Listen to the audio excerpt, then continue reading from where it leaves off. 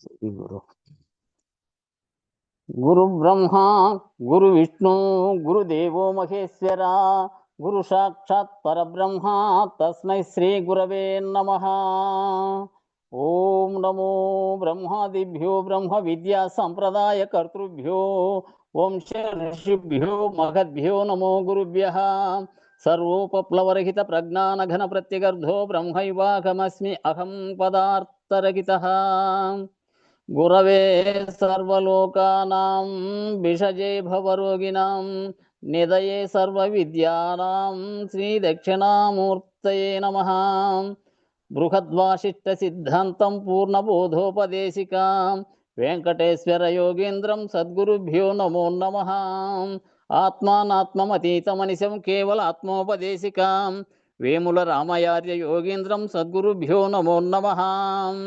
క్షరాక్షరమతీతంచ అచల పూర్ణోపదేశికాం శ్రీ పూర్ణానంద పుల్లయార్య సద్గురుభ్యో నమో నమః. ద్వయాత్మరహిత సిద్ధాంతం పరమపురుష ప్రబోధకాం శ్రీ వివేకానంద సుబ్బయార్య సద్గురుభ్యో నమో నమః. అస్మద్గురు సమారంభం కృష్ణ సాందీప మధ్యమాం ఓంకారపీఠ పర్యంతం వందే గురు పరంపరం.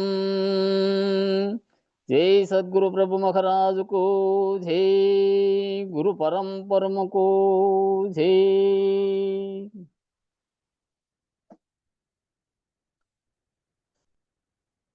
మందురా గురుని మందురా బంధంబు పోవు మందురా గురుని మందురా భవరోగహరణం మందురా గురుని మందురా. అందమైన వెంకటార్యును పొందియుండిన జన్మరహితము, అందమైన వెంకటార్యును పొందియుండిన జన్మరహితము. మందు తిన్నను ముందు నఖములు మందబుద్ధులు పారిపోవును మందురా గురుని మందురా. బంధంబు పోవు మందురా గురుని మందురా. ఆరు వ్యాధుల హతము చేయును నారగించిన క్షణములోనే, ఆరు వ్యాధుల హతము చేయును నారగించిన క్షణములోనే. మేరు శిఖరము ప్రజ్ఞ తెలివి మీరితను తాలేకపోవును మందురా గురుని మందురా. బంధంబు పోవు మందురా గురుని మందురా. ముందు జన్మము రోగ భయమును నెందునను రాకుండా చేయును, ముందు జన్మము రోగ భయమును నెందునను రాకుండా చేయును. సందులేకను నెదుటనున్నది ముందు సద్గురు కృపను నెరిగిన మందురా గురుని మందురా. బంధంబు పోవు మందురా గురుని మందురా భవరోగహరణం మందురా గురుని మందురా. మూడు మూడు నైదులు షోడశాక్షరి నాడు శోకమునొక్కటౌనివి, మూడు నైదులు షోడశాక్షరి నాడు శోకమునొక్కటౌనివి. ఏడమూలము లేకయున్నది మూడు నాల్గుల ద్వాదశాక్షరి మందురా గురుని మందురా.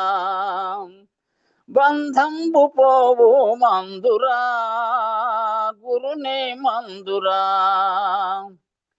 మేటి సద్గురు దేశికేంద్రుల సూటి కృపతో సూక్ష్మ బోధను, మేటి సద్గురు దేశికేంద్రుల సూటి కృపతో సూక్ష్మ బోధను. ధాటిగా నిటు తెలుపుచుండిన ధరణి భూమానంద గురుని మందురా గురుని మందురా. బంధంబు పోవు మందురా గురునే మందురా భవరోగకరణం మందురా గురునే మందురా. జై సద్గురు ప్రభు మహారాజుకు జై, గురు పరంపరముకు జై. జై గురు.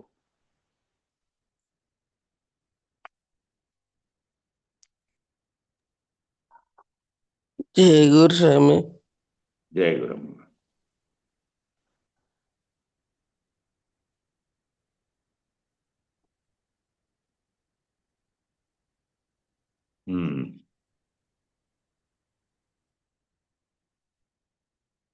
వెంకటదాసు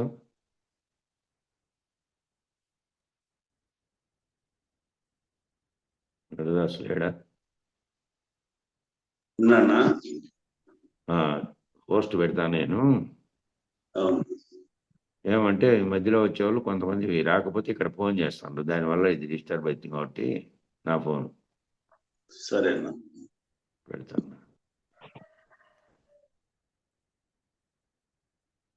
చూస్తాను వచ్చిన వాళ్ళు.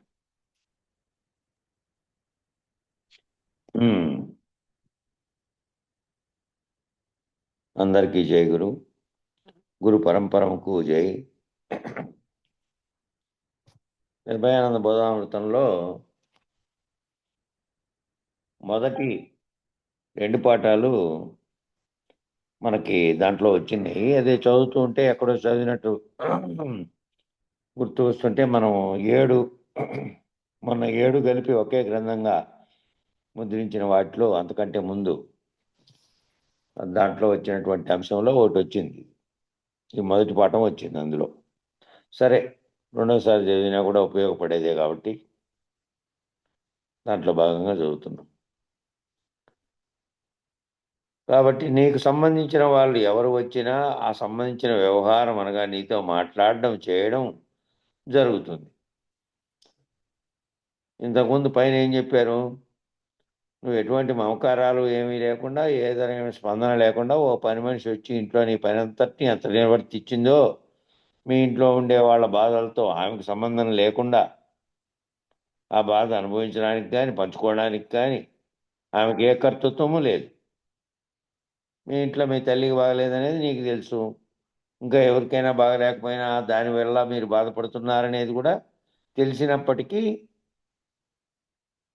తన పని నిర్వర్తించే పని తప్ప ఇంకో పని లేదు కాబట్టి ఎట్లా చేసుకొని పోయిందో ఆ విధంగా నువ్వు కూడా సేవలు చేయాల్సిందే. కానీ దాంట్లో ఏవైనా పంచుకోవడానికి శరీరధర్మమైన సంస్కారాలన్నీ నువ్వు గనక ఖర్చు పెట్టుకుంటూ చేస్తూ ఉంటే దుఃఖించకుండా, లేదంటే మళ్ళీ బంధం ప్రకారం వాసనాపరమైనటువంటివి తెచ్చుకొని ఆ బంధం మళ్ళా కర్మకు కారణమై ఆ విధంగా ఏదైతే కల్పించిందో ఆ బంధాన్ని వేడకుండా పోతే మళ్ళీ మళ్ళీ మళ్ళీ జన్మల్లో ఈ సంస్కారాలతో కూడినటువంటి కొన్ని బంధాలు ఏర్పడుతూ రావడానికి కారణమైనటువంటి వాసనలు ఇక్కడి నుంచినే మొదలయ్యి ఉంటాయి అన్నట్టు. కాబట్టి నీకు సంబంధించిన వాళ్ళు ఎవరు వచ్చినా ఆ సంబంధించిన వ్యవహారం అనగా నీతో మాట్లాడడం కానీ చేయడం కానీ జరుగుతుంది. ఇప్పుడు వాళ్ళు వచ్చి తిట్టారనుకో, సంస్కారయుతంగా వాళ్లకు నీకు వైరుధ్య సంస్కారాలు ఉన్నాయి. సంస్కారపరంగానే వాళ్ళకుండే సంస్కారం వేరు, మీకుండే సంస్కారం వేరు అనుకుందాం. వాళ్ళ సంస్కారం వల్ల వాళ్ళకి ఏదో వైరుధ్య భావన ఉంది మీ పట్ల. దానితో వచ్చి ఆ రకమైన సంస్కారంతో తిట్టారు. కావాలని అదంతా విశ్లేషించుకొని మాట్లాడుకొని ఎక్కడ పొరపాటు జరుగుతుందని ఏదైనా వైరుధ్యం వస్తే దానిని చర్చించుకునే ఇది లేదు. కొంతమందికి ఆ విధంగా ఉండదు, విరుద్ధమైన సంస్కారాలు ఉంటాయి. దాంతో ఏమవుతుంది, వాళ్ళు తిట్టారు. ఆ వైరుధ్యంతో అక్కడి సంస్కారం ఎట్లా ఉందో అట్లా వ్యవహరిస్తారు వాళ్ళు మీ మీద. వాళ్ళకున్న సంస్కారం భేదంతో వ్యవహరిస్తారు. విచారిద్దాం తాలు ఏమిటో, ఎందుకు వచ్చింది ఈ విభేదం అనేది అనుకోరు. ఇంకా అక్కడి నుంచి ఆ వ్యవహరించినప్పుడు నేను ఆత్మను కదా, ఈ శరీరం ఉన్నంతకాలం అది చేసుకున్న సంస్కారాలను బట్టి ఈ శరీరానికి ఉంటాయి. నేను చేసుకున్న సంస్కారాలు వాళ్ళు నా మీద ఎదురుగా ఉన్నటువంటి వాళ్ళు, ద్వేషించిన వాళ్ళు వ్యవహరించిన తీరంతా వారి సంస్కారాలను బట్టి ఉంటుంది. కాబట్టి వైరుధ్య సంస్కారాలు అనేటివి ఉన్నాయి. అట్లా వ్యతిరేకంగా వ్యవహరిస్తున్నాడంటే ఇది శరీర ధర్మం, నాది కాదు కదా. శరీర ధర్మంగా వ్యవహరిస్తున్నారు వాళ్ళు. నేను విచారణలో తెలుసుకుంటున్నటువంటి వాడిని కాబట్టి మళ్ళీ వారితో పాటు పోకుండా నేను ఆత్మస్వరూపంగా ఉన్నటువంటిది శరీర ధర్మంగా నేనేది చేయాలో చేయాలి. నాకుండే సంస్కారాలను ఈ శరీరంతో ఏర్పడిన సంస్కారాలు పోగొట్టుకొని మనసుకు సంబంధమైన సంస్కారాల్లో పరిణామం చెంది పరిణితి చెంది నేను ఆత్మస్వరూపురాలని అనే దానికి స్థిరపడుతూ పోవాలి పైకి. మనము ఆ పక్కన వాళ్ళతో వాళ్ళు ద్వేషించినట్టు ఇంకోరు చేసినట్టు వ్యవహరించుకుంటా పోతే ఈ భావనలో నుంచి పైమెట్టి ఎక్కలేము. కాబట్టి ఆ శరీర ధర్మం నాది కాదు కదా అని వ్యవహరించుకో. అది శరీరానికి సంబంధించింది. నా శరీరం అనే రూపం చూస్తానే వాళ్లకు మాకు ఉండేటువంటి ఏ వైరుధ్యాల వల్ల ఆమె వచ్చింది నా మీదకి అనుకునే పద్ధతిలో ఉండండి. నాకు లేదు, నాకంటే నాలో పలుకుతున్నటువంటి నాలో ఎవరైతే ఇది ఆలోచన చేసి నిర్ణయించేటువంటి వారు ఉన్నారో అధిష్టానంగా అది నేనంటున్నది అదే కదా. నేనంటున్నదే ముఖ్యమైనది దీంట్లో. ఆమె నేనే అసలైన నేనును గుర్తెరిగి శరీరంతో ఉన్న నేనుతో రోజు రోజుకు జరిగే వ్యవహారాల్లో విడిపడుతూ రావాలి. అది విడిపడి ఒక్క రోజులో జరిగేది కాదు. అట్లా విడిపడుతూ వస్తే శరీర సంబంధమైనటువంటి నేను తగ్గుకుంటూ పోయి అసలైన నేనుగా ఉన్నటువంటి స్వరూపంలో నువ్వు స్థిరపడే అవకాశం వస్తుంది. నాకు లేనప్పుడు నాకేం సంబంధం అని వాటిల్లో తాదాత్మ్యం చెందకుండా ఆ నేననే దానికి లేనప్పుడు శరీర రూపకంగా వాళ్ళు వచ్చి మాట్లాడినప్పుడు విలక్షణం చెందకుండా ఉండి శరీర ధర్మం కాబట్టి ఆ శరీరమే అనుభవిస్తూ ఉంది, అక్కడ ఏది అనుభవించాలో అది అనుభవిస్తూ ఉన్నది అన్నప్పుడు ఆ సంస్కారం ఖర్చు అయిపోతుంది. పాతది ఖర్చు అవుతుంది, కొత్తది ఏర్పడదు. పాతది పోతుంది, కొత్తది ఏర్పడకుండా ఉంటుంది.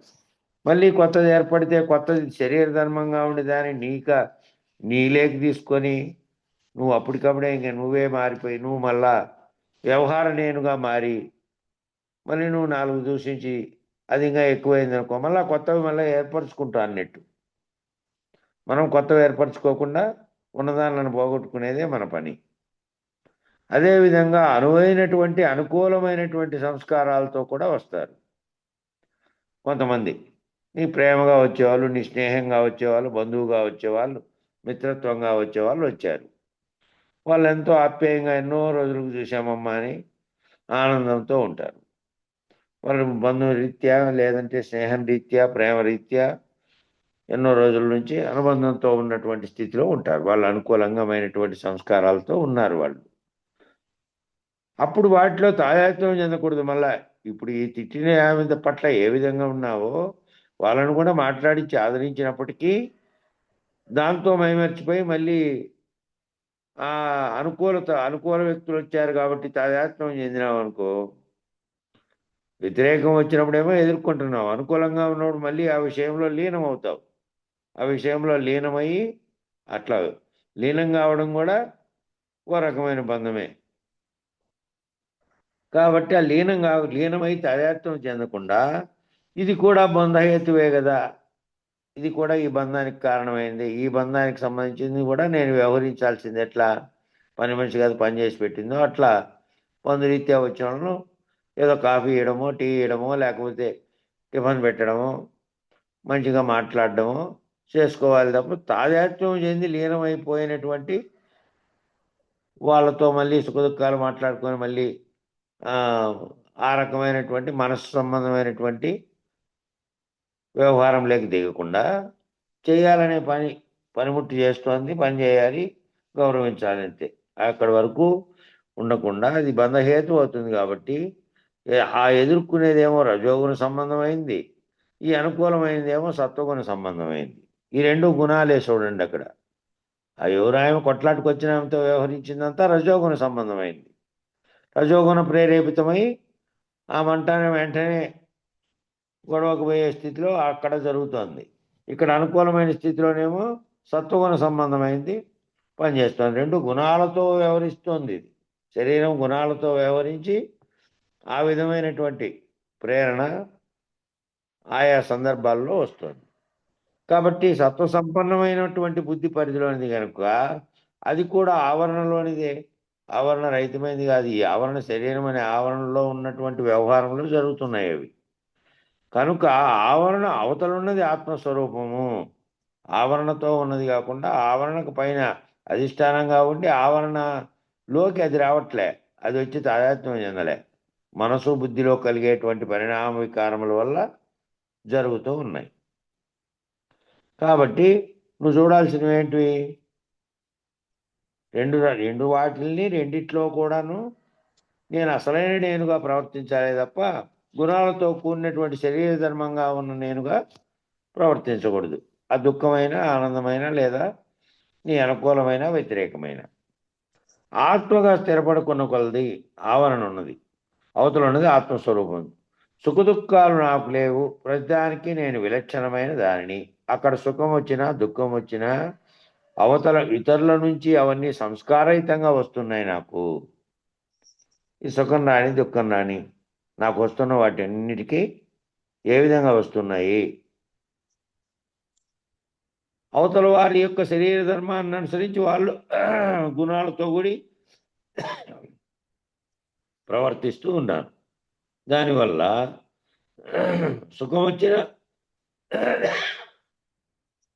దుఃఖం వచ్చినా ఇతరుల నుంచి అవన్నీ సంస్కారహితంగా వచ్చినాయి. అవి శరీర ధర్మం, దాని పని అది చేసుకుంటోంది.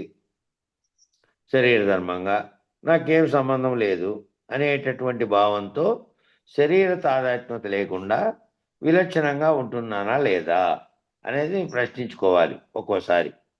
లేదంటే మనం మళ్ళీ అట్లే మైమర్చిన స్థితిలో శరీరంతో పాటు తాదాత్మ్యం చెందే స్థితిలో వ్యవహరిస్తాం. కాబట్టి అట్లా విలక్షణంగా ఉన్నప్పుడల్లా, అట్లా విలక్షణంగా నాకు వేరుగా నాలో ఉన్నటువంటి అసలైన నేనుగా ఉన్నటువంటిది దానితో విలక్షణంగా ఉన్నప్పుడల్లా నీకు అనాత్మ పదార్థమైన జీవత్వ భావన దూరంగా పోతుంది. మామూలుగా శరీరంతో వ్యవహరించేటప్పుడు అనాత్మ పదార్థమైనటువంటి శరీరం గుణాలతో కూడి తాదాత్మ్యం చెంది అట్లా ప్రవర్తిస్తున్నప్పుడు మనసు బుద్ధి వాటితో కలిసి పనిచేస్తున్నాయి. ఆత్మగా ఉన్నదేమో దీనికి ప్రకాశం ఇచ్చినప్పటికీ అది దీనితో కలిసి పనిచేయకుండా ఉన్నది. ఇది అసలైన నేనుగా ఆత్మగా ఉన్నది. ఇదేమో మనసు బుద్ధి వీటితో తాదాత్మ్యం చెంది శరీరంతో శరీర సంబంధమైనటువంటి గుణాలతో కూడా సంస్కారాలతో ప్రవర్తించి వ్యవహారం చేస్తోంది అనేది నువ్వు గుర్తించగలుగుతావు విలక్షణంగా ఉన్నప్పుడల్లా. అనాత్మ పదార్థమైనటువంటి జీవత్వ భావన దూరంగా పోతుంది. అప్పుడు ఆత్మగా స్థిరపడుతూ ఉంటావు. ఆత్మగా స్థిరపడుతున్న కొలది శరీర భావన క్షీణిస్తూ ఉంటుంది. అట్లా స్థిరపడే కొలది నీకు శరీర భావన మెల్లిగా క్షీణిస్తూ తగ్గుతూ వస్తుంది. అప్పుడు నువ్వు స్త్రీగా, భార్యగా, ఫలానా వ్యక్తిగా ఎట్లా సహజంగా ఉంటున్నావో అయితే ఇప్పుడు ఏమవుతున్నావు? నేను ఆత్మననే భావం వచ్చినప్పుడు, ఇంతకుముందు శరీర భావనతో తాయాత్వం చెందినప్పుడు, వచ్చినటువంటి సంస్కారాల చేత విచారణ చేసుకున్నప్పుడు ఈ శరీర ధర్మంగా ఉన్న వాళ్ళే నిన్ను ఆత్మగా అనుభవంలోకి తీసుకెళ్తున్నారు అని తెలుస్తుంది. కాబట్టి నువ్వు వ్యవహరించేటప్పుడు ఏం చేయాలి? నేను శరీర భావనతో కాదు, నేను వేరు పాత్రలు పోషిస్తున్నది శరీర భావనతో పాత్రలు పోషిస్తున్నది. ఇంట్లో ఉన్నది ఓ స్త్రీ, ఆ స్త్రీ ఇక్కడేమో భార్య పాత్ర, అక్కడేమో ఫలానా వ్యక్తిగా, ఫలానా వ్యక్తి అంటే నా పేరు ఇది, ఫలానా వారి ఇంటి కోడలు, ఫలానా ఆయనకు భార్య. ఈ వ్యవహారాలన్నీ శరీర ధర్మంగా ఏర్పడినటువంటి ఇంట్లో ఏర్పడినాయి. దాని పాత్ర ఏమో అది పోషిస్తోంది.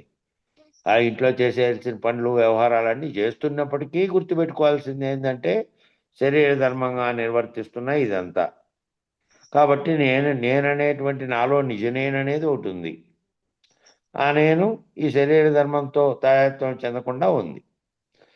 ఇది నేను చేయాల్సినటువంటి శరీర ధర్మంగా చేయాల్సిన భావనలేమో చేస్తూ ఉన్నప్పటికీ కూడా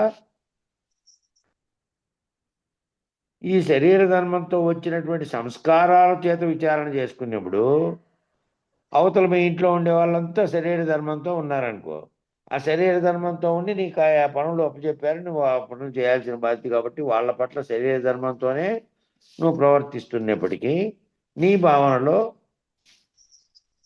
నువ్వు ఆ శరీర ధర్మంతో వాళ్ళతో పాటు వచ్చిన సంస్కారాలను వదిలించుకుంటున్నాను నేను.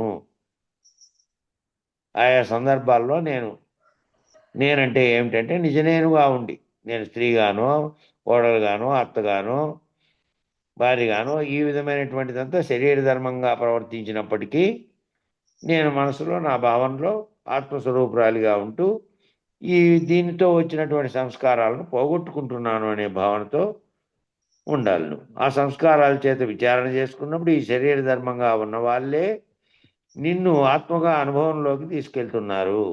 అంటే వాళ్ళు ఆ విధంగా ప్రవర్తించడం వల్ల నేను ఆ దాంట్లో తాదాత్మ్యం చెందకుండా నా పని నేను చేసుకుంటూ నేను ఈ విధంగా భావిస్తే అప్పుడు వాళ్ళ వల్లనే నా సంస్కారాలు నేను గుర్తెరిగి ఆ శరీర సంస్కారాలుగా చేస్తున్నప్పటికీ ఆత్మగా స్థిరపడుతూ ఉన్నాను.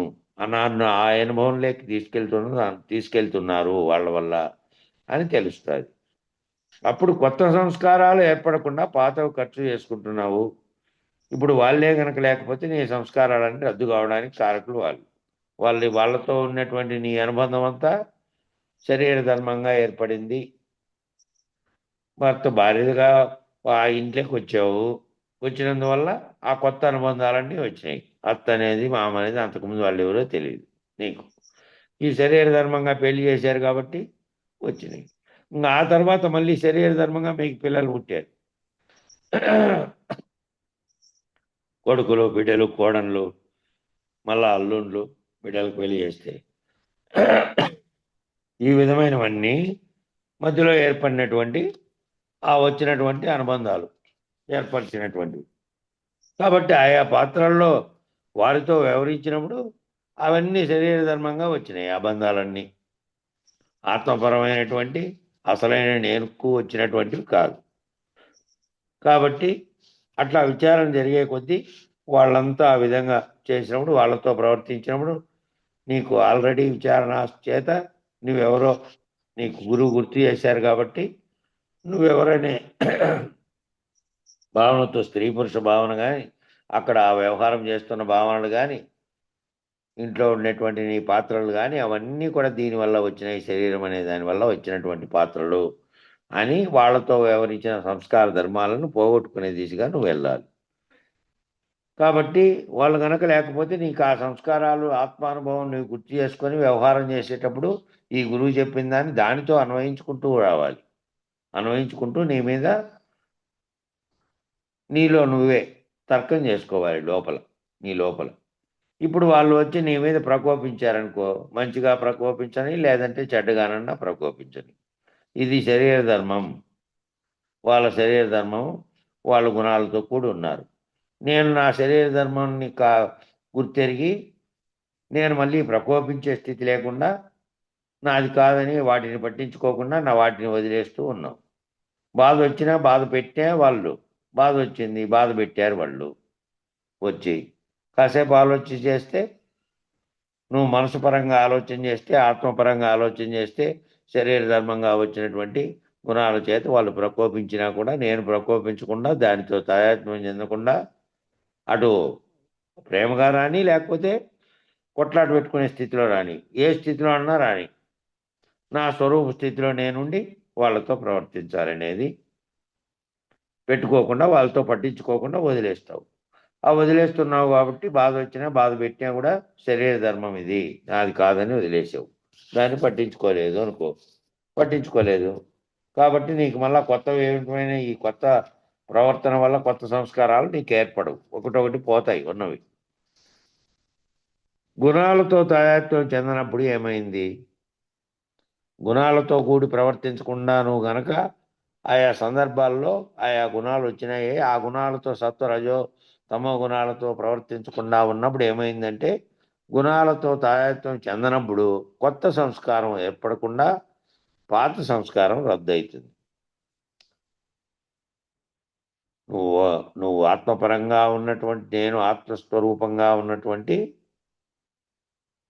జీవుణ్ణి అని అనుకుంటూ ఉన్నాడు అనుకో, శరీర సంబంధమైనటువంటి పాత్రలన్నీ ఆ పాత్రల్లో వ్యవహారం చేసినప్పటికీ దాన్ని గుణాలతో కూడి వ్యవహారం చేసి ప్రవర్తించకుండా ఉంటే పాత సంస్కారం రద్దవుతుంది. అట్లా ఆత్మగా అనుభవం పెరుగుతూ వస్తుంది. అనుభవం ఆ విధంగా పెరుగుతూ వస్తుంది. ఇప్పుడు ఈ సాధనలో ఏం జరుగుతుందంటే ఒక్కోసారి నీ స్వభావ రీత్యా శరీర భావన ఉంటుంది కదా, ఆత్మభావం స్థిరమయ్యే వరకు జారి పడుతూ ఉంటావు. అప్పుడప్పుడు కోపం వస్తుంది కదా, వ్యవహారంలో వాళ్ళు వ్యవహరించో విసిగించో ఏదో కారణం చేత నువ్వు నా స్వరూపం ఇది, వీరు శరీర ధర్మంగా వీళ్ళు ప్రవర్తిస్తున్నారు, నేను శరీర ధర్మంగా ప్రవర్తించకుండా నేను అవన్నీ చేస్తున్నప్పటికీ మళ్ళీ భావనలోకి తీసుకోకుండా ఉండాలి అనేది నీకు ఉన్నప్పటికీ అప్పుడప్పుడు జారిపడే అవసరం, జారిపడే పరిస్థితి వస్తుంది. శరీర భావనలోకి జారి పడుతున్నప్పుడు గుర్తుకు తెచ్చుకుంటూ ఉంటావు. ఓహో, నేను ఒక నిమిషం ఇట్లా చేశానని, ఏదో కోపం వచ్చింది, గొడవ పెట్టుకున్నారు, తటాలన దానికి జవాబు అంతకుముందు ఎప్పుడో గూడు కట్టుకొని ఉండింటుంది. వీళ్ళ ప్రవర్తన ఇట్లా అనింటే నా కోపం అప్పుడు ఎప్పుడో జరిగిండే పాత సంఘటన గుర్తొస్తుంది. అదే సురస్వప్నం. నరస్వప్నంలోకి తీసుకుపోతుంది. ఆ, నరస్వప్నము సురస్వప్నం అంటే అదే. ఉమ్. స్వప్నం లేకి నూకపోతుంది. అదే నూకపోయినప్పుడు అంటే పాత గుర్తులు కొన్ని ఉండింటాయి. ఆ పాత గుర్తులు కొన్ని ఉంటే వాళ్ళ పట్ల మీరు అప్పుడు పలానప్పుడు ఇట్లా చేసేది కదా అనే జవాబు వస్తుంది ఇంక వెంటనే. ఏమి ఇంకా అది మెల్లిగా రాసుకుంటుంది అన్నట్టు. అప్పుడప్పుడు అట్లా దిగిపోయి ప్రవర్తించే స్థితి వచ్చింది. కాబట్టి ఏమవుతుంది అంటే అది స్థిరమయ్యే వరకు నీ స్వభావ రీత్యా శరీర భావన ఉంటుంది కాబట్టి శరీరంలో ఆత్మభావన స్థిరమయ్యే వరకు అప్పుడప్పుడు జారిపడేది ఉంటుంది. ఇట్లా శరీర భావనలోకి జారిపడుతున్నప్పుడు గుర్తుకు తెచ్చుకుంటూ ఉంటావు. ఓహో, నేను జారిపోయాను, ఒక నిమిషము టక్కన మాట అనేశాను, శరీర భావంతో వచ్చేసాను, శరీర భావనలోకి వెళ్ళాను. అక్కడ రజోగుణంగా ప్రవర్తించినప్పుడు దానితో తాయాత్వం చెందాను, రజోగుణం వల్ల నేను ప్రవర్తించిన. సత్వగుణంగా ప్రవర్తించినప్పుడేమో దానితో కూడా తాయాత్వం చెందిన. అంటే సత్వగుణంగా ఎప్పుడు ఇష్టంగాను అయిష్టంగాను రెండు ఉన్నాయి కదా. అయిష్టంగా ఉన్నప్పుడు దానితో వచ్చినప్పుడు గొడవ వచ్చింది, రజోగుణం ప్రవర్తనలోకి దిగావు. సత్వగుణంగా ప్రేమైకమా భావంతో ఎవరో బంధంతో కలిపినటువంటి బంధాలతో కూడిన ఇంట్లో వాళ్ళు ఇంకా స్నేహితులు ఎవరో వచ్చినప్పుడు సత్వగుణంతో ప్రవర్తించావు. ఈ రెండు గుణాలతో ప్రవర్తించినప్పుడు కూడా నేనైనా స్వరూపాన్ని గుర్తుపెట్టుకొని ప్రవర్తించండి. దానితో తాయత్వం చెంది ఇటు బంధంగాను అటు మళ్ళా కొత్త సంస్కారం తెచ్చుకునే విధంగాను కాకుండా తాదాత్వం చెందకుండా శరీర ధర్మంగా ప్రవర్తన జరుగుతోంది అనేది గుర్తెరిగి ఎప్పటికప్పుడు గుర్తు చేసుకుంటూ ఉంటే గుర్తు చేసుకున్నప్పుడల్లా ఆత్మగా స్థిరపడతావు. అనాత్మభావం దూరం అయితే పోతుంది. ఇప్పుడు వాళ్ళు ఆ విధంగా నీతో వ్యవహారం చేసినప్పుడు వాళ్ళని ఏమంటావు? వాళ్ళు నన్ను శరీర ధర్మం నుంచి వేరు చేసి ఆత్మానుభవానికి నాకు సహాయకారులుగా ఉంటున్నారు. వాళ్ళ ఇంట్లో ఎవరెవరి స్థాయిలో ఏమనుకుంటున్నారంటే యజమాని నేను యజమానిని, నేను భర్తను అనే ప్రవర్తన ఉంటుంది. నేను చెప్పినట్టు తినాలి నువ్వు అనే టైప్లో. కాబట్టి వీళ్ళందరూ ఈ శరీర ధర్మాలతో వాళ్ళు నిన్ను కూడా ఓ శరీరంగా చూసి నీ యొక్క స్థానాన్ని నిర్ణయించి ఆయా సందర్భాలలో ప్రవర్తిస్తున్నారు. అట్లాగే ఎదురింటిలో పక్కింటిలో ఇంకోరో ఉన్నప్పుడేమో వాళ్ళతో ఉన్నటువంటి నీకు సంబంధాలు అనుబంధాలను బట్టి వాళ్ళు ప్రవర్తిస్తూ ఉన్నారు. శరీర ధర్మం నుంచి వేరు చేసి నాకు ఆత్మానుభవానికి సహాయకారులుగా ఉంటున్నారనే భావన తీసుకోవాలి. వాళ్ళు ఏ విధంగా పెత్తనం పరంగా చేయని, ఇంట్లో ఆధిపత్య దూరంలో చేయని, ఏ పత్తి అంటే వాళ్ళ స్థానాలను వాళ్ళు గుర్తులో పెట్టుకొని ప్రవర్తిస్తున్నారు అవతలోళ్ళు. ఇంటి యజమానిలాగా, భర్తలాగా, మా అత్త లేకపోతే పిల్లలు వాళ్ళ పాత్రలో పోషిస్తూ ఉన్నారు. వాళ్ళు నా ఆత్మానుభవానికి సహాయకారులుగా ఉంటున్నారు. వాళ్ళు ఎట్లా ప్రవర్తించినా శరీరంతో వాళ్ళు ప్రవర్తిస్తున్నారు. నేననేదేమో నా అసలైన నేనుతో ప్రవర్తిస్తున్నా, వారితో తాయత్వం చెందకుండా నా పనేమో నేను చేసి పెడుతూ ఉన్నా అనే స్థితిలో ఉండాలి. వాళ్ళు లేకపోతే నాకు ఆత్మానుభవం రాదు కదా. వాళ్ళు వచ్చి ఆ సంస్కారహితంగా శరీర ధర్మంగా నన్ను ప్రేరేపించి వ్యవహరించి ఖర్చు చేస్తేనే కదా నాకు ఆ ఆత్మానుభవం కలిగేది. నేను ఆత్మగా ఉన్నది లేనిది ఎప్పుడు తెలుసుకోవాలంటే వాళ్ళు ప్రకోపించినప్పుడే. వాళ్ళు ప్రకోపించారు అవతలలో, అప్పుడు తెలుస్తుంది నువ్వు గుణంతో వ్యవహరిస్తున్నావా, గుణాలకు అతీతంగా వ్యవహరిస్తున్నావా అనేది. ఒక క్షణం ఆలోచన చేయకపోతే గుణాలు వెంటనే ప్రకోపిస్తాయి. వాళ్ళు ఏ విధంగా నీ మీద ప్రకోపించారో అట్లా నువ్వు వెంటనే మళ్ళీ నువ్వు ప్రకోపిస్తావు. ఒక క్షణం గనక శరీర భావనతో లేకుండా ఉన్న స్థితి లేకపోతే వెంటనే నువ్వు ప్రకోపించేది ఉండదు. ఇంకా వాళ్ళు శరీర ధర్మంగా చేస్తున్నారు, అవసరం లేదు అని పట్టించుకున్నటువంటి స్థితిలో నువ్వు దానికి సాధనకు అనుకూలంగా వాళ్ళ యొక్క ప్రవర్తించినటువంటి ప్రేరేపించి వ్యవహరించినటువంటి దాన్ని నువ్వు నీ సంస్కారాన్ని కొత్తగా ఏర్పరచుకోకుండా ఖర్చు చేసే విధంగా ప్రవర్తిస్తావు. ఆలోచన చేసి కొత్తగా నాకు వీళ్ళతో వచ్చినటువంటి దానితో కొత్త సంస్కారాలు ఏర్పడకుండా ఉన్నటివి పోగొడుతున్నారు వాళ్ళు అనే విధంగా నేను ఆత్మస్వరూపంగా ఉన్నది లేనిది అప్పుడే తెలిసేది. ఇంకా ఆ కొట్లాట వచ్చినప్పుడో, లేకపోతే తీవ్రమైన మోహానురాగాలు వచ్చినప్పుడో, లేదంటే శరీర బంధ సంబంధమైన వచ్చినప్పుడు వాళ్ళు ప్రకోపించినప్పుడో నీ మీద అప్పుడు తెలియాలి నేను ఆత్మగా ఉన్నది లేనిది. వాళ్ళు ప్రకోపించినప్పుడే కదా తెలిసేది నాకు. ఈ విధంగా నువ్వు ఎప్పటికప్పుడు దాన్ని గుర్తుంచుకుంటూ ఉంటే కనుక ఒక్కో మారు పడుతూ ఉంటావు, మళ్ళీ గుర్తించినప్పుడు మళ్ళీ లేచి నేను ఆత్మను అనేటువంటి భావనలో కూర్చుంటూ ఉంటావు. అది రోజువారీ వ్యవహారాల్లో గుర్తుపెట్టుకుంటే కనుక ఈ పాత సంస్కారాలు ఖర్చు అయిపోయి కొత్తవి రాకుండా తగ్గుతూ పోయి నేనంటే నా అసలు స్వరూపంగా ఉన్నటువంటి దాన్ని అనేటువంటి భావనలో ఏ వ్యవహారం చేస్తున్నప్పటికీ ఆ వ్యవహారం చేసే పనిముట్టు ఏ విధంగా ఏ వ్యవహారం చేపిస్తే దాంతో అది చేసుకుంటూ పోతుందో, అదేమీ భావన చెందదో, ఆ విధంగా నువ్వు భావన చెందుతావు పనిముట్టు స్థితిలో. కాబట్టి అట్లా నువ్వు రోజునే ఒక రోజున 10 సార్లు పడిపోయిన దానివి ఇంకో రోజు వచ్చేసరికి 9 సార్లు అవుతుంది. అట్లా క్రమేణా స్థిరపడుతూ ఉంటావు.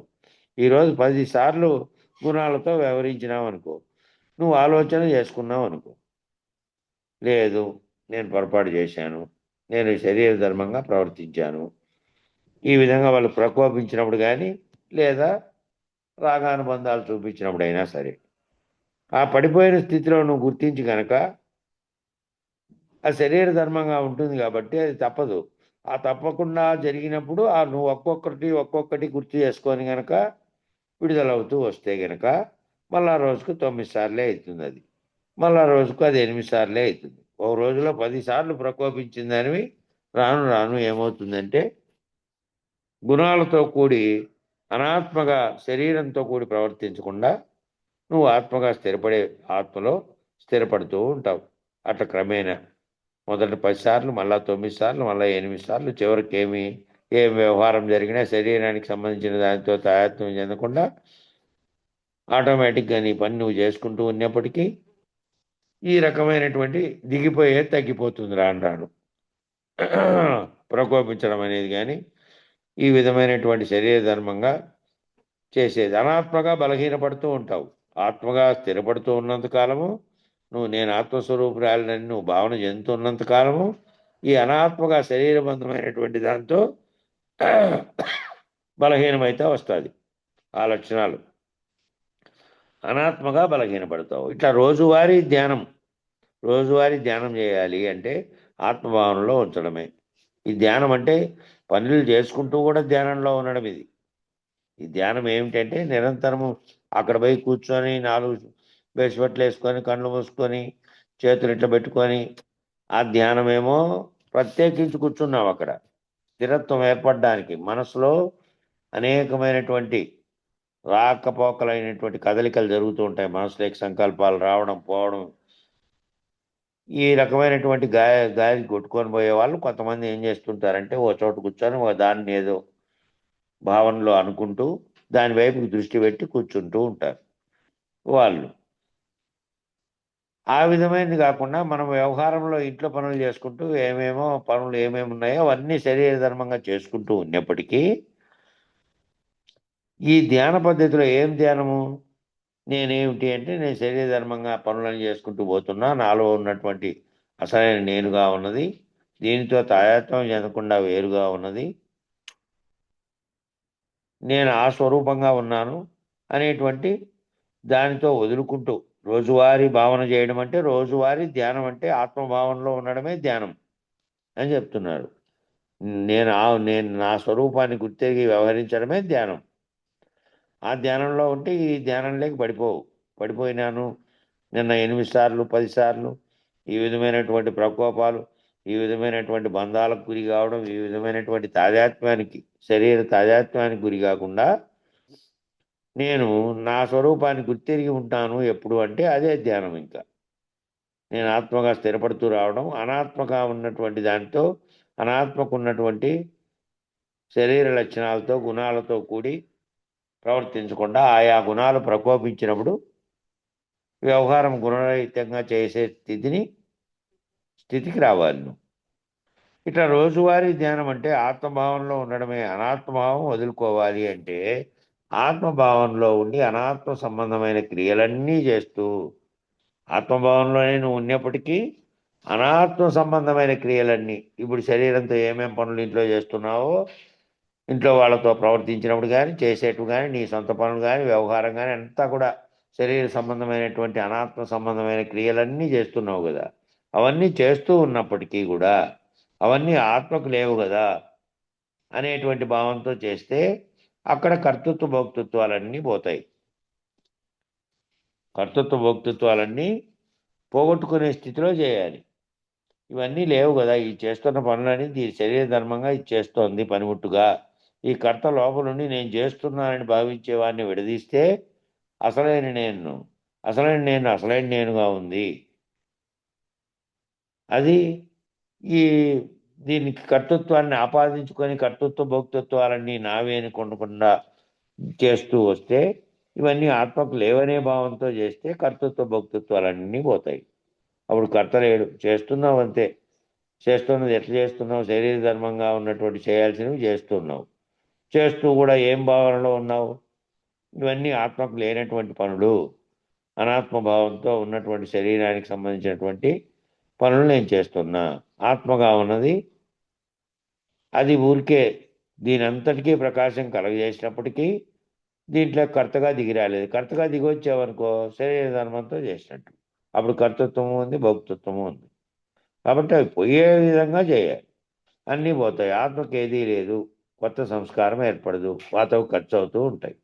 ఈ విధంగా రోజు సాధన చేసుకుంటూ పోతే ఈ విధంగా మళ్ళీ అనేక సార్లు కిందికి దిగి వచ్చే పరిస్థితి రాదు. కింద నువ్వు కర్తగా మారే పరిస్థితి రాదు.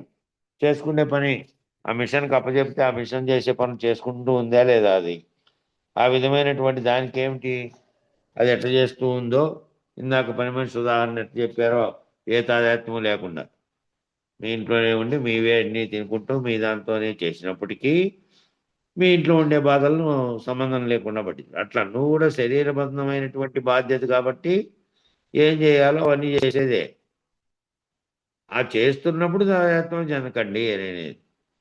ఆ చేస్తున్నటువంటి దానితో శరీరంతో సంబంధించి చేస్తున్నప్పటికీ కర్తృత్వాన్ని ఆపాదించుకోకుండా ఏమనేది అంత దాని అర్థం. కాబట్టి అట్లా బలపడే కొలది చివరికి ఆత్మగా సహజమై ఉంటావు. సహజంగానే అప్పుడు ఏమవుతుందంటే కొన్నేళ్ళు పోయిన తర్వాత ఆయన చెప్పినాడే అట్లా నిర్వాసన మౌనముద్ర స్థితికి వస్తే ఏ దానితోనూ అన్నిటినీ నిరసించిన వానికి ఏ విధమైన భావం ఉంటుందో ఆ విధమైన భావం మనసులోనే అన్నిటి పట్ల నిరాసక్తత ఏర్పడుతుంది. అది ఏమిటి? అదంతా ఏమిటి? ఇదంతా శరీర ధర్మంగా వచ్చింది, ఇదంతా గుణాలతో కూడి ప్రవర్తనతో కూడినందువల్ల వచ్చింది, నా అసలైన నేనుకు ఏమీ లేదు ఇదంతాను అనే దాన్ని దృఢపరుచుకుంటూ వస్తే గనక ఇక నీకు ఇక సహజమై ఉంటావు. సహజమై అంటే అప్పుడు మళ్ళీ దీనికోసం ప్రత్యేకించి చేసుకోవాల్సిన పనిలే. సహజంగానే నీ అలవాటు కొద్దీ అలవాటు అంటారు చూడండి, ఏదో చేయంగా అలవాటు అదే అలవాటు పడుతుందని. అట్లా సహజంగా ఉండేది కూడా అలవాటుగా మారుతుంది. సహజంగానే నువ్వు ఆత్మస్వరూప భావనలో ఉంటావు. ఇంకా మాటికి ప్రవర్తనలో తేడా రాకుండా, మాటికి దిగి రాకుండా, వ్యవహారంలో మార్పు రాకుండా, ఉన్న సంస్కారాలను పోగొట్టుకొని కొత్తగా కర్తృత్వం వహించకుండా, కొత్తగా ఆ కర్మల్ని మళ్ళీ కొని తెచ్చుకోకుండా ప్రవర్తించే స్థితిలోకి వస్తావు, సహజంగా తయారవుతావు. అది సహజమైందనుకో, నేను ఆత్మస్వరూపురాలిని, ఆత్మస్వరూపుణ్ణి, ఆ ఆత్మ సర్వాత్మగా ఉన్నటువంటి పరమాత్మకు అదే ఉంది, నాలో కూడా చైతన్య స్వరూపంలో ఉండి నన్ను నడిపిస్తున్నటువంటి అధిష్టానంగా ఉన్నది అదే. శరీర ధర్మాలు అనేటివి లేకుండా పోతే అక్కడ సమిష్టిలో కూడా ప్రకృతి అనేటువంటి పరమాత్మ అనేటువంటిది ప్రకృతి ధర్మం కనుక దానికి పోతే, నాకు శరీర ధర్మం పోతే, ఈ రెండు ధర్మాలు పోయి మిగులుతున్నటువంటిది ఏది? రెండిట్లో కూడా చైతన్యమే మిగులుతుంది. ఆ రెండు చైతన్యాలు ఒక్కటే. ఈశ్వర చైతన్యంగా ఉండి 4 తనువులుగా భావించింది నేనే. జీవతనువుగా భావించి 4గా భావించింది నేనే. ఈ 4 ఆ 4 లేనివిగా ఒక్కటిగా ఉన్నటువంటి స్వరూపంగా ఉన్న ఒకే ఒక చైతన్యం ఉన్నది. ఆ ఒక చైతన్యం బ్రహ్మముగా ఉన్నది అనేదేమో మహావాక్య విచారణ దాకా పోయినప్పుడు నీకు నువ్వే ఆ ప్రజ్ఞానం చేత నువ్వే ఆ ఏ ప్రజ్ఞానం నీలో ఉంది నువ్వే బ్రహ్మం అనే స్థితికి పోతుంది. అది పోంగ పోంగ పోంగ అంటే నువ్వు ఈ రకంగా స్థిరపడంగా. కాబట్టి ఎప్పుడైతే నువ్వు అట్లా సహజమైపోతావో వాళ్ళు వచ్చి ప్రేరేపించినా అప్పుడు నీకు పట్టదు. ప్రేరేపించినా పట్టదు. కొంతమంది అంటారు చూడు, మొండికి తయారైందమ్మా. ఎన్నిసార్లు వచ్చి నేను తిట్టినా కూడా దానికి జవాబు చెప్పదు. అంద పలకదు ఒలకదు. ఎన్నిసార్లు ఏ విధంగా చేసినా కూడాను రాయా కట్టుంది అని అంటా ఉంటారే. ఆ స్థితి అంటే శరీరమే కాదు, భావనలో ఆ స్థితి. భావనలో ఆ విధమైన ఎన్నిసార్లనే పట్టించుకోవాలన్నటువంటి స్థితిలోకి తన యొక్క సహజమైనటువంటి తన అసలైన స్వస్వరూపంలో మునిగిపోయి ఉంది మౌనంగా. అందుకు కాబట్టి సహజమైపోయినప్పుడు వాటిని అసలు గుర్తించలేవు. ప్రారంధ కర్మలు వస్తూ పోతూ ఉంటాయి. ఈ ప్రారంధం వల్ల వస్తున్నటువంటి కర్మలు ఇవి. వస్తున్న బాధలు కూడా ప్రారంధంలో వస్తున్నాయి. నాకు కానీ మా ఇంట్లో వాళ్ళకి కానీ ఇతరులకు కానీ వస్తున్న ప్రారంధ కర్మలు అవి వస్తూ ఉంటాయి. వాటిని అనుభవించి వాటితో తాదాత్మ్యం చెందకుండా ఆ వచ్చిన వాటిని అనుభవిస్తే వాటి వైపు పోతాయి. అవి కొత్తవి అనేటివి ఏమీ రావు. వస్తూ పోతూ ఉంటాయి. కాబట్టి నీ సహజ స్థితిలో నువ్వు ఉండాలి. వాటితో తాదాత్మ్యం చెందితే మళ్ళీ కొత్త కర్మలు వస్తాయి, కొత్త వర్తనలు వస్తాయి, కొత్త కర్మ దానివల్ల ఏర్పడుతుంది ఫలితం. కాబట్టి నీవు సహజ స్థితిలో ఉన్నప్పుడు, ఆత్మగా ఉన్నప్పుడు ఎప్పుడైతే ఉన్నావో అనాత్మకు సంబంధించిందంతా దానంతటా అదే క్షీణించిపోతూ ఉంటుంది. నువ్వేమీ పోగొట్టుకోలేదు. కాబట్టి వాళ్ళొచ్చి వీళ్ళొచ్చి ఆ వాటితో ప్రవర్తించినప్పుడు, లేదా నీకే ఇంట్లో జరిగినప్పుడు, ఇంట్లోనే కష్టాలు వచ్చినప్పుడు, బయట కష్టాలు వచ్చినప్పుడు, ఇవన్నీ ప్రారంభ కర్మలు. ఆయా సందర్భాల్లో అధిగమించి అధిగమించాలి అనేటువంటి స్థితిలో ఉంటావు. కాబట్టి అది క్షీణించిపోతుంది. నువ్వేమీ పోగొట్టుకోవాల్సిన అవసరం లేదు. ఆ భావన అనాత్మకు సంబంధించిందంతా ప్రారంభ కర్మ అనుభవిస్తూ పోతూ ఉంటే, సహజమైన స్థితిలో పోతూ ఉంటే క్షీణించిపోతుంది. నువ్వేం పోగొట్టుకోవు. ఆత్మభావనలో ఉండి శరీర ధర్మమైన క్రియలన్నీ చేసినప్పుడు, ఆత్మభావనలో నువ్వు ఉన్నప్పటికీ కూడా శరీర ధర్మమైనటువంటి క్రియలన్నీ చేస్తున్నావు కదా. అవేం మానుకోలే కదా ఆ చేసే పనులు. అందరి చేత నువ్వు ప్రకోపించబడినప్పటికీ వాళ్ళే నాకు ఆత్మానుభవానికి సహాయకారులు. వాళ్ళు లేకపోతే నాకు ఆత్మానుభవం కలగదు. నేను ఈ దృష్టితో వాళ్ళు చేసినప్పుడల్లా నన్ను నేను ముందు ఇంట్లో నుంచినే మార్చుకోవడం మొదలు పెడితే బాహ్య ప్రపంచంలో వాళ్ళతో కూడా మార్చుకోవడం అనేది మొదలవుతుంది. ముందు ఇక్కడ మొదలైతే అక్కడ అంతటా అదే భావన ఉంటుంది. కాబట్టి వాళ్ళు ప్రకోపించబడినప్పటికీ వాళ్ళ చేత వాళ్ళే నాకు ఆత్మానుభవానికి సహాయకారులు అవుతున్నారు. నేను అసలైనటువంటి నేనుగా ఉండి శరీర ధర్మంగా మళ్ళీ ప్రకోపించి గుణాలతో కూడి మళ్ళీ ఇట్లా ప్రవర్తించకుండా ఉంటే అప్పుడు వాళ్ళు సహాయకారులు అవుతారు ఆత్మానుభవానికి. వాళ్ళు లేకపోతే నాకు ఈ ఆత్మానుభవం కలిగేది కాదు.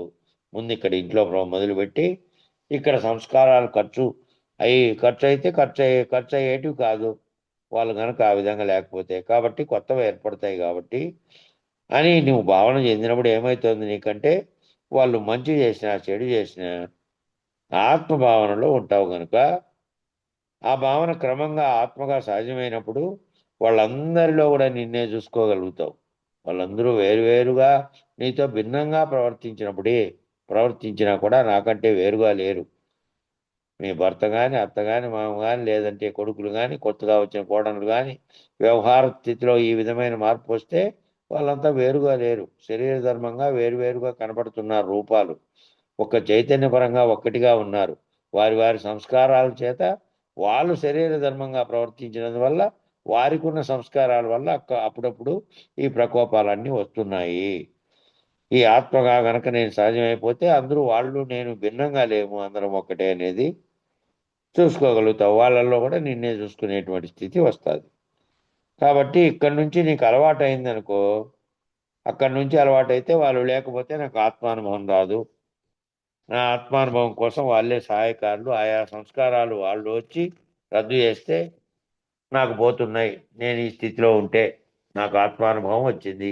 కింది స్థాయిలో సాధనలో పడుతూ లేస్తూ ఉన్నప్పుడు తెలుస్తుంది. అప్పుడు ఆత్మగా ఉండడం సహజమైనప్పుడు వాళ్ళని ప్రేమించడం నేర్చుకుంటావు. వాళ్ళని శరీర ధర్మంగా నేనుగా ప్రకోపించబడకుండా వ్యవహరించినప్పుడు వాళ్ళను కూడా ప్రేమించడం నేర్చుకుంటావు.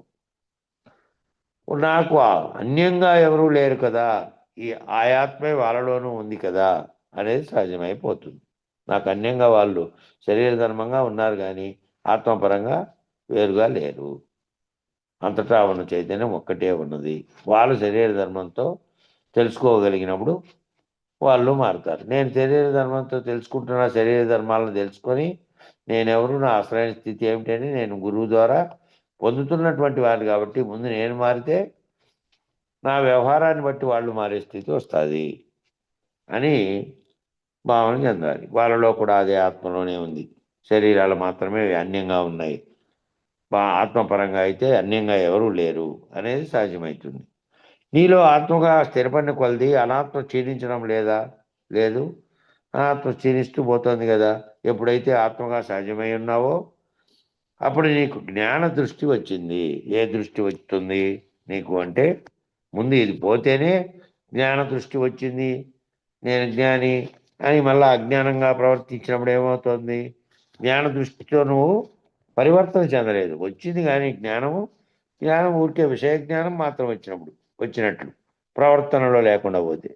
కాబట్టి నువ్వు నీలో వచ్చింది అంటే ఆత్మగా స్థిరపడిన కొలది అనాత్మ క్షీణించాలి.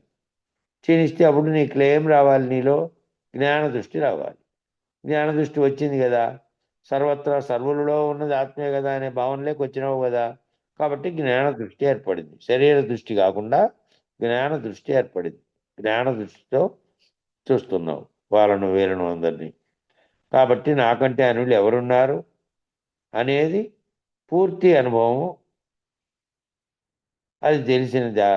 ఆ అనుభవం నీకు వచ్చినప్పుడు శరీర ధర్మంలో నుంచి నువ్వు వేరయ్యావు. నిజానికి శరీరమే నిన్ను వదిలేసింది. శరీర ధర్మంలో నుంచి నువ్వు వేరుపడినావు. ప్రతి విషయంలో నువ్వు కనుక ఆత్మస్వరూపంగా భావన చెందితే నాకంటే అనులు ఎవరున్నారు? ఆ అన్యులుగా ఉన్న వాళ్ళంతా శరీర రూపకంగా వేరువేరుగా కనిపిస్తున్నటువంటి జడ పదార్థాలే, అనాత్మ పదార్థాలే అవి. ఆత్మ పదార్థాలుగా ఉన్నది ఉంది. అయితే వాళ్ళు అనాత్మ పదార్థాలతో వారి యొక్క సంస్కారంతో ప్రవర్తిస్తున్నారు కాబట్టి నేను వారి వల్ల ఆ అనుభవంలోకి దిగజారకుండా నేను పోగొట్టుకుంటూ ఉన్నా అని ఆ అనుభవం వచ్చినప్పుడు శరీర ధర్మంలో నుంచి నేను వేరే పోగొట్టుకుంటున్నాను. నిజానికి శరీరమే నన్ను వదిలేసింది. శరీరమే వ్యవహారాలన్నీ చేస్తోంది. కానీ అసలైన నేనుగా చేయట్లేదు అని దాంతో ఉండు. పాము యొక్క కుబుసం ఎట్లా వదిలిందో అట్లా శరీరం నిన్ను వదిలేసింది. పాము యొక్క కుబుసం పోయింది. పోతే మళ్ళీ శరీరం కింద చర్మం యొక్క పొర అది పొరలు కట్టుకొని దానికి శరీరం అంతా ఉండనీయకుండా దురద పెడుతూ ఉంటుంది. దానికి కుబుసం పెరిగిపోయినప్పుడు అట్ట కట్టుకుపోతుంది. అందువల్ల ఏం చేస్తుంటే కళ్ళలు లేకపోతే ఏదైనా తగులుకునే పదార్థాలు ఉంటే ముళ్ళు, గడ్డి లేకపోతే ఇతరత్ర దాని లేకపోయి ఏం చేస్తుంది? వాటికి తగిలించి వడబెక్కుంటుంది. అట్లా కూసం పోతే ఏ విధంగా పోయింది? శరీరం నిన్ను వదిలేసింది అంటే శరీరానికి కూసం పోయినట్టుగా ఈ శరీర ధర్మంగా భావనలో పోయింది. శరీరం ఉంది, ఇంకా శరీరం ఉంది, శరీరంతోనే వ్యవహరిస్తున్నావు. శరీరం అనే ఆవరణలోనే నీ అసలైన స్వరూపంగా ఉన్నది, భావన చెందుతున్నది, ఆలోచిస్తున్నదంతా నేనని అంటున్నదంతా అది. ఇది అనదు. ఇది అనకుండా అనాత్మ పదార్థంగా ఉంది. దీనికి ఒక పొర పోయింది. ఆ పొర ఏంటంటే ఇంతకాలం శరీరంతో గుణాలతో కూడి వ్యవహరిస్తున్నటువంటి నీవు మేల్కొని ఆత్మగా మేల్కొన్నావు. ఆ కుబుసం వదిలితే కుబుసానికి ఎటువంటిది జరిగినా దీనికేమి సంబంధం లేదు. ఆ కుబుసానికి ఏదో వదిలేసిన కుబుసం వదిలేసింది. దాని మీద ఇప్పుడు రాయబడితేనేమి, కోసుకుపోతేనేమి, గాలికి పోతేనేమి, ఎక్కడ పోతేనేమి దానికి వచ్చినటువంటి నొప్పి రాదు కదా. శరీరంలో నుంచి మన ఎంట్రుకలు కత్తిరించి చేసేసారు. ఏముంది దానికి కత్తిరిస్తున్న నొప్పి కూడా తెలియకుండా ఏ విధంగా పోయినాయో, మళ్ళీ ఇక్కడ పెరిగేటివి పెరుగుతున్నాయో, అట్లా శరీర ధర్మంగా ఉన్నవి పోగొట్టుకున్నప్పటికీ భావనలేకి రాకూడదు. భావనలో ఉన్నటువంటి స్థితిలో నేను ఆత్మస్వరూపురాలిగా ఉన్నటువంటి స్థితిలో ఉన్నా, ఎటువంటిది ఏం జరిగినా అక్కడ జరుగుతున్న శరీర ధర్మంగా జరుగుతూ ఉన్నది. ఆ శరీర ధర్మంగా జరిగినప్పుడు దానికే నొప్పి వస్తుంది, దానికే పోతోంది. పోతున్నప్పుడు చింతన చెందుతున్నది నీ మనసే, భావనే కాబట్టి మనసు కూడా ఆ మనసు అనేది మాత్రమే దాంతో ప్రవర్తిస్తూ నొప్పి పెడుతోంది. అసలైన స్వరూపం అట్లాగే ఉంది. అది ఆత్మస్వరూపంగా ఉన్నది. ఇవన్నీ మనసు బుద్ధితో కూడి, అనంతతో కూడి, గుణాలతో కూడి ఆలోచించి ప్రవర్తిస్తున్నదంతా కూడా శరీర ధర్మంగా ప్రవర్తిస్తున్నది, అనాత్మ పదార్థంగా ప్రవర్తిస్తున్నది అనేది గుర్తుపెట్టుకోవాలి. ఏ విధంగా అట్లా సంబంధం లేకుండా, ఆ కుబుసానికి సంబంధం లేకుండా, దానికి ఏమైనా జరిగినా కూడా దీనికి ఏ విధంగా ఎట్లా సంబంధం లేకుండా ఉందో, ఈ శరీర ధర్మంగా కూడా నువ్వు ఉన్నంత కాలము అవి లేనివిగానే ఉంటాయి. శరీర ధర్మంగా నువ్వు ఉన్నప్పటికీ, శరీర ధర్మమైన పనులు చేస్తున్నప్పటికీ, గుణాలతో కూడి ప్రవర్తించకుండా నీ స్వస్థితిని నువ్వు గుర్తులో పెట్టుకొని కర్తగా లేకుండా చేస్తూ ఉంటావు. చేస్తా అంటావు కానీ అందులో కర్త ప్రవేశించకుండా ఉంటాడు.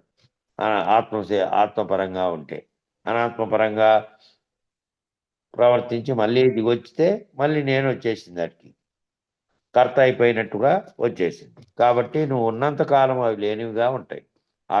ఆత్మగా స్థిరపడతావు ఆత్మ పద్ధతిలో నువ్వు చేస్తే. ఆత్మానుభవం పొందావంటే అందరిలో ఉన్నది అదే ఆత్మని అందరిలోనూ ప్రతిబింబించుతూ ఉంటావు. ఆత్మానుభవంగా నువ్వు పొందినావంటే అప్పుడు అందరిలో నేననేటువంటి ప్రతిబింబిస్తున్నది ఏది? రూపము కాదు. రూపముగా ఉన్నది, శరీరంగా ఉన్నది కాదు. వారిలో ఉన్నటువంటి చైతన్యము, నాలో ఉన్నటువంటి చైతన్యం, అన్ని చైతన్యాలు ఒక్కటే. శరీర ధర్మంగా ఉన్నటువంటి సంస్కారాలు ఏవైతే వచ్చినాయో అవి గుణాలతో కూడి ప్రవర్తన చెందుతూ ఉన్నాయి అని అందరిలోనూ నువ్వు ప్రతిబింబిస్తూ ఉంటావు ఆత్మస్వరూపంగా చూడగలిగినప్పుడు. అప్పుడు నీకు అన్యంగా ఎవరూ ఉండరు. అందువల్లనే బైబిల్లో ఒక వాక్యాన్ని ఇక్కడ తీసుకొచ్చారు ఆయన.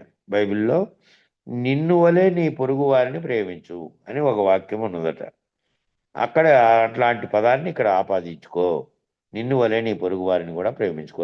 నీ శరీరాన్ని నువ్వు అభిమానిస్తున్నావా లేదా? నాది, నేను అనే భావన. కాబట్టి ఆ విధమైనటువంటి భావనతో పొరుగు వారిని ప్రేమించు అని అన్నది.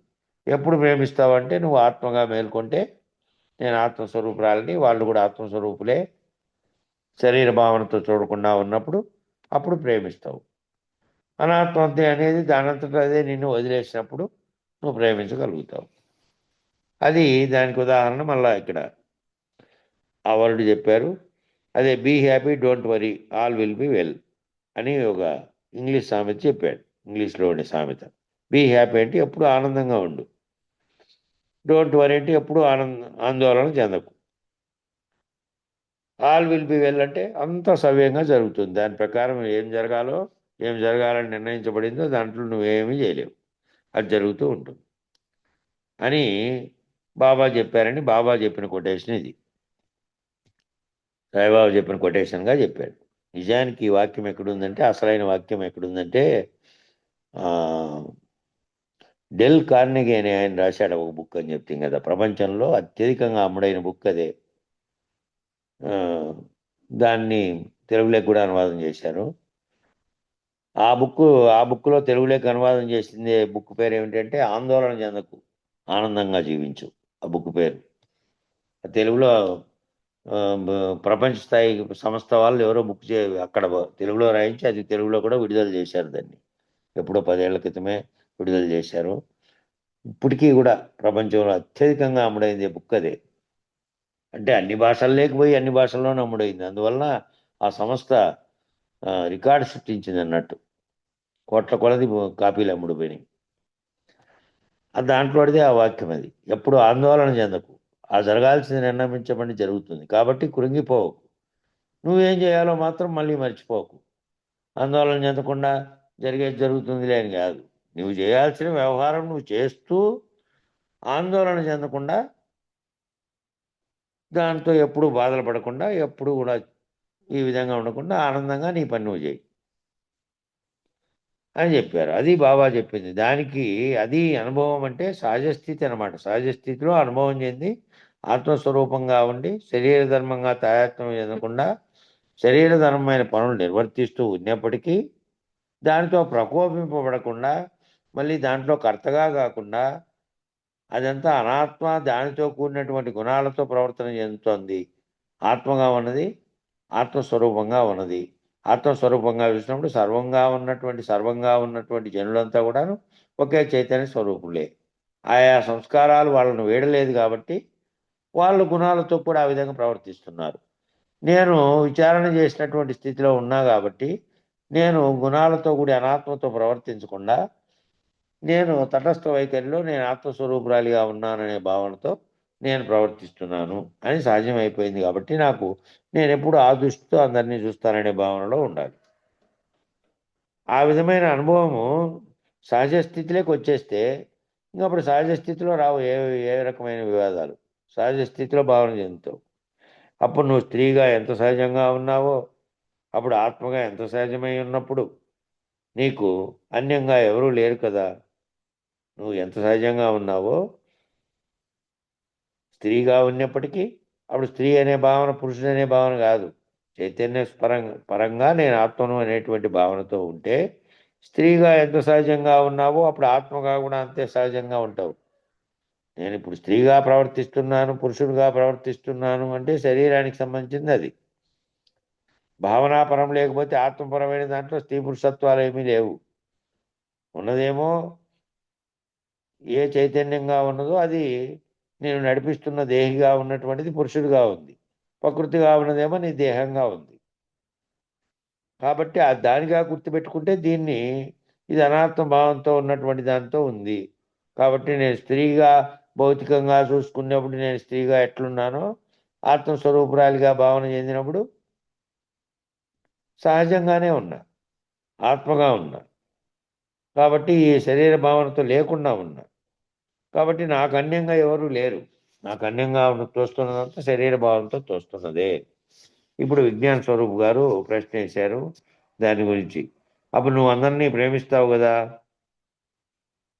అని అడిగారు. గురువు గారు చెప్పారు అదే బైబిల్లో నిన్ను ప్రేమించినట్టు పొరుగు వారిని ప్రేమించడం అన్న దానికి అర్థం అదేను. కాబట్టి ఈ అంతఃకరణము అనేది అంతఃకరణమే అహంకారంగా తెలియదగింది. అంతఃకరణ ఏదైతే మనసు, బుద్ధి, చిత్తం, అహంకారం అనే దాంట్లో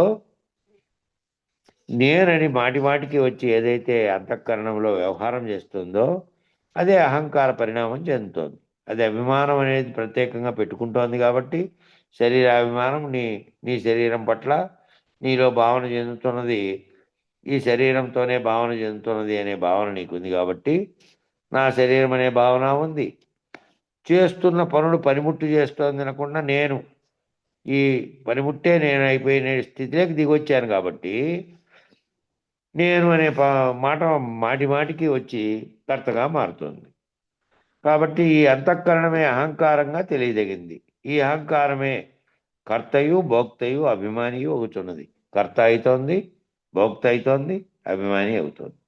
అది ఏ సత్వగుణ సంబంధం చే జాగ్రత్తావస్థను సత్వగుణ సంబంధం చేత జాగ్రత్తావస్థను నడిపిస్తే రజోగుణ సంబంధం అనే స్వప్నావస్థను తమోగుణ సంబంధం అనేటువంటి సుషుప్తావస్థను పొందుతూ ఉంది. అదే ఆ అంతఃకరణంగా ఉన్నదే పొందుతూ ఉన్నది.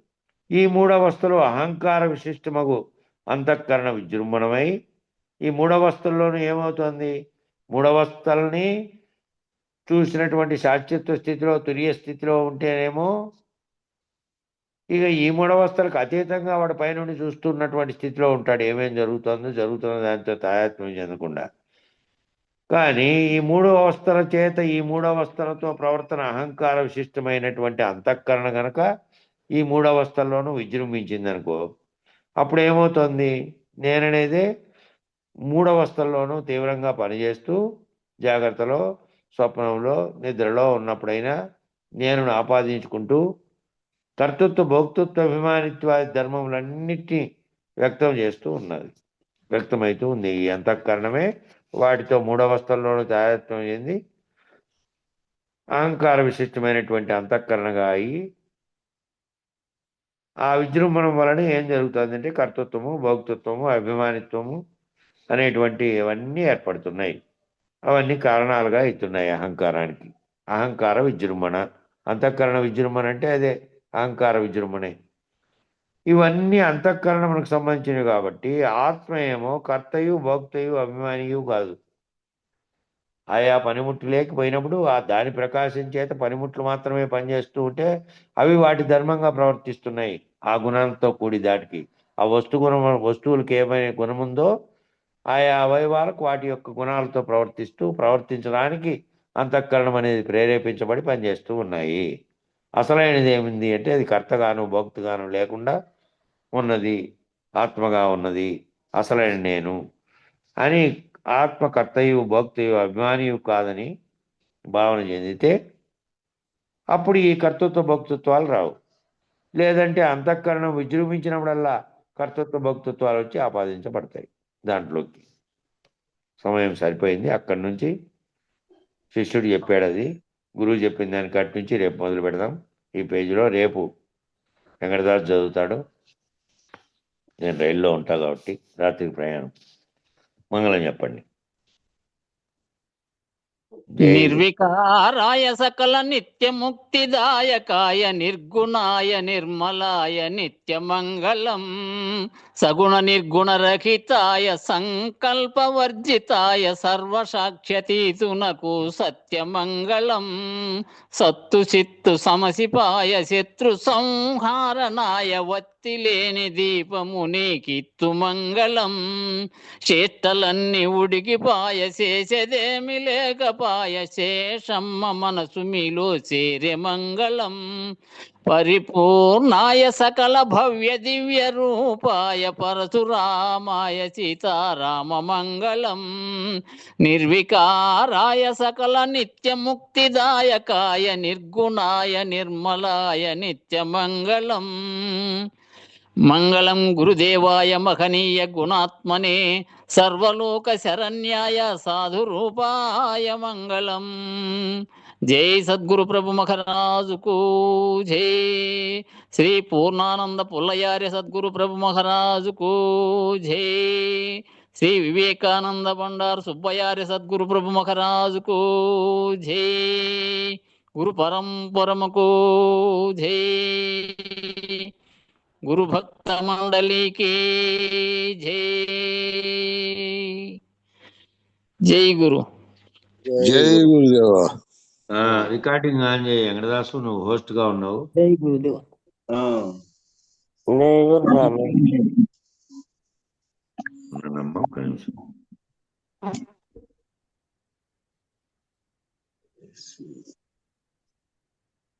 జై గురు స్వామి. ఆపు కాలేదన్నా? లేదు, ఆపు అయితే శబ్దం వస్తుంది. లేదు ఆపు కాలేదు. ఆఫ్ అయితే చెప్తుంది స్వామి, రికార్డింగ్ స్టాప్ అని. పోస్ట్ అనేది మళ్ళీ తీసుకోవాలి అది. జై గురు స్వామి. ఇది బ్యాక్గ్రౌండ్ మారింది.